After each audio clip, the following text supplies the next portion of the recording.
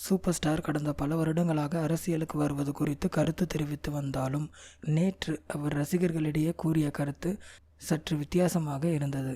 இதுவரை அரசியலுக்கு வருவதை அவர் நேரடியாக அறிவிக்காத நிலையில் தற்போது அரசியலுக்கு வந்தால் எப்படி நடந்து கொள்வேன், யாரை ஒதுக்கி வைப்பேன் என்றெல்லாம் கூறியதை அவரது ரசிகர்களும் அரசியல் விமர்சகர்களும் கூர்ந்து கவனித்து வருகின்றனர். இந்த நிலையில் ரஜினியின் அரசியல் பேச்சு குறித்து சில அரசியல்வாதிகள் கூறிய கருத்துக்களை பார்ப்போம். திமுக செயல் தலைவர் மு.க. ஸ்டாலின்: ரஜினி அரசியலுக்கு வருவதும் வராததும் அவர் இஷ்டம்.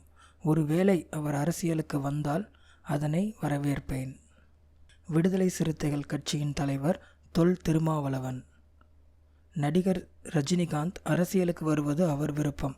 பாஜக அவரை வைத்து தமிழகத்தில் காலூன்ற துடிக்கிறது. அவர் அரசியலுக்கு வந்தால் விடுதலை சிறுத்தைகள் கட்சி அதை வரவேற்கும்.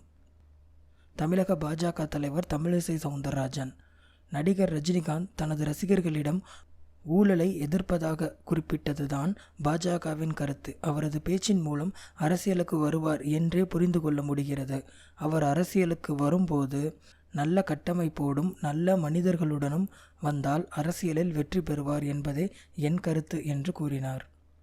இந்த நியூஸ் பிடிச்சிருந்தால் லைக் பண்ணுங்கள். இந்த யூடியூப் சேனலுக்கு சப்ஸ்கிரைப் பண்ணுங்கள்.